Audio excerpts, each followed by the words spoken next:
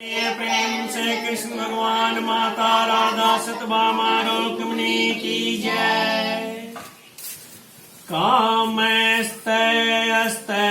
ज्ञान परपद्यन्ते अन्य देवता तम तम नियमास्थाये प्रकृत्या नियता स्वाया। कामस्तैर्हित ज्ञान ओनो नथार्थ इस लोक के और परलोक के भोगों की कामनाओं से जिनका ज्ञान ढक गया हो, आच्छादित हो गया हो, तात्पर्य है कि परमात्मा की प्राप्ति के लिए जो विवेक युक्त मनुष्य शरीर मिला है, उस शरीर में आकर परमात्मा प्राप्ति न करके वे अपनी कामनाओं की पूर्ति करने में ही लग जाते हैं। संयोग जन्य सुख की इच्छा को कामना कहते हैं। कामना दो तरह की होती है। यहाँ के भोग भोगने के लिए धन संग्रह की कामना और स्वर्ग आदि परलोक के भोग भोगने के लिए पुण्य संग्रह की कामना। धन संग्रह की कामना दो तरह की होती है। वो भार में लिख लगा दे। पहली है यहाँ चाहे जैसे भोग भोगे, चाहे जब, चाहे जहां और चाहे जितना धन खर्च करें, सुख आराम से दिन बीते आदि के लिए यथार्थ संयोग जन्य सुख के लिए धन संग्रह की कामना होती है। और दूसरा, मैं धनी हो जाऊं, धन से मैं बड़ा बन जाऊं आदि के लिए अर्थात अभिमान जन्य सुख के लिए धन संग्रह की कामना होती है। ऐसे पुण्य संग्रह की कामना भी दो तरह की होती है।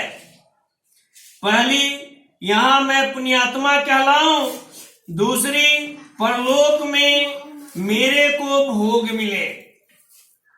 इन सभी कामनाओं से सत और असत, नित और अनित, सार असार, बंध मोक्ष आदि का विवेक आच्छादित हो जाता है। विवेक आच्छादित होने से वे यह समझ नहीं पाते कि जिन पदार्थों की कामना कर रहे हैं वे पदार्थ हमारे साथ कब तक रहेंगे और हम उन पदार्थों के साथ कब तक रहेंगे। प्रकृत्या नियता स्वया, कामनाओं के कारण विवेक ढका जाने से वे प्रकृति से नियंत्रित रहते हैं, अर्थात अपने स्वभाव के परवश रहते हैं। यहाँ प्रकृति शब्द व्यक्तिगत स्वभाव का वाचक है, समष्टि प्रकृति का वाचक नहीं। यह व्यक्तिगत स्वभाव सब में मुख्य होता है। स्वभाव मूर्धना वर्तते, अतः व्यक्तिगत स्वभाव को कोई छोड़ नहीं सकता। या यस्य प्रकृति स्वभाव जनिता केनापि न त्यजते, परंतु इस स्वभाव में जो दोष है उनको तो मनुष्य छोड़ ही सकता है। अगर उन दोषों को मनुष्य छोड़ नहीं सकता तो फिर मनुष्य जन्म की महिमा ही क्या हुई। मनुष्य अपने स्वभाव को निर्दोष शुद्ध बनाने में सर्वथा स्वतंत्र है, परंतु जब तक मनुष्य के भीतर कामना पूर्ति का उद्देश्य रहता है तब तक वह अपने स्वभाव को सुधार नहीं सकता है और तभी तक स्वभाव की प्रबलता और अपने में निर्बलता दिखती है। परंतु जिसका उद्देश्य कामना मिटाने का हो जाता है वह अपनी प्रकृति का सुधार कर सकता है, अर्थात उसमें प्रवृत्ति की परवस्था नहीं रहती। तम तम नियमास्थाया, कामनाओं के कारण अपनी प्रकृति के परवश होने पर मनुष्य कामना पूर्ति के अनेक उपायों को और विधियों को ढूंढता रहता है। अमुक जग करने से कामना पूरी होगी कि नहीं, अमुक तप करने से, अमुक दान देने से कामना पूरी होगी, कि अमुक मंत्र का जप करने से, आदि आदि उपाय खोजता रहता है मनुष्य। उन उपायों की विधियां अर्थात नियम अलग अलग होते हैं। जैसे अमुक कामना पूर्ति के लिए अमुक विधि से जग आदि करना चाहिए और अमुक स्थान पर करना चाहिए आदि आदि। इस तरह मनुष्य अपनी कामना पूर्ति के लिए अनेक उपाय और अनेक नियमों को धारण करता है। प्रपदन्ते अन्य देवता, कामना पूर्ति के लिए अनेक उपाय और नियमों को धारण करके मनुष्य अन्य देवताओं की शरण लेते हैं, भगवान की शरण नहीं लेते। यहाँ अन्य देवता कहने का तात्पर्य है कि वे देवताओं को भगवत स्वरूप नहीं मानते हैं, प्रत्युत उनकी अलगता मानते हैं। इसी से उनको अंत वाला नाशवान फल मिलता है। अंतवतु फलम तेषाम, अगर वे देवताओं की अलगता न मानकर उनको भगवत स्वरूप ही माने तो फिर उनको अंत वाला फल नहीं मिलेगा, प्रत्युत अविनाशी फल मिलेगा। यह देवताओं की शरण लेने में दो कारण मुख्य है, एक कामना और एक अपने स्वभाव की प्रवस्था होती है।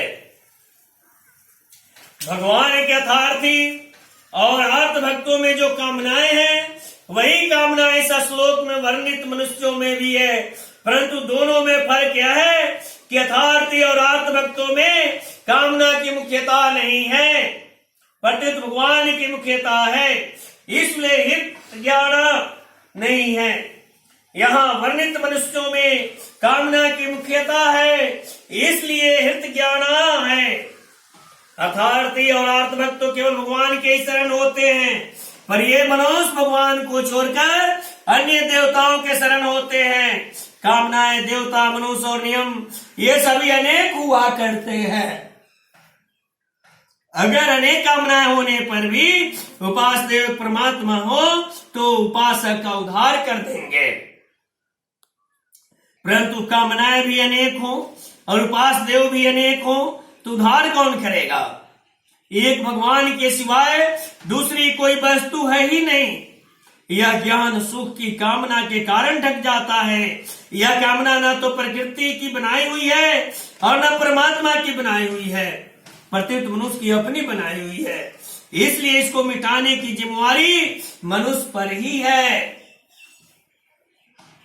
हित ज्ञान कहने का तात्पर्य है कि यह ज्ञान नष्ट नहीं हुआ है, प्रत्युत कामना के कारण हारा गया है। इस बात को गीता में माया प्रेत ज्ञान अज्ञानेनावृतम ज्ञानम आदि पदों से भी कहा गया है।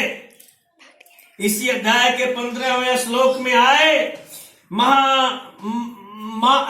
माया प्रेत ज्ञान पद में तमोगुण की प्रधानता और रजोगुण की गुणता है, पर यहाँ है कामस्तर्थ ज्ञानम पद में रजोगुण की प्रधानता और तमोगुण की गौणता है। माया प्रेत ज्ञानम पद में अथ अर्थ की इच्छा मुख्य है और कामस्तर्थ हृत ज्ञान पद में भोगों की इच्छा मुख्य है। दोनों में फर्क यह है कि माया से अपहृत ज्ञान वाले मनुष्य देवताओं का पूजन नहीं करते, पर कामनाओं से अपहृत ज्ञान वाले मनुष्य देवताओं का पूजन करते हैं।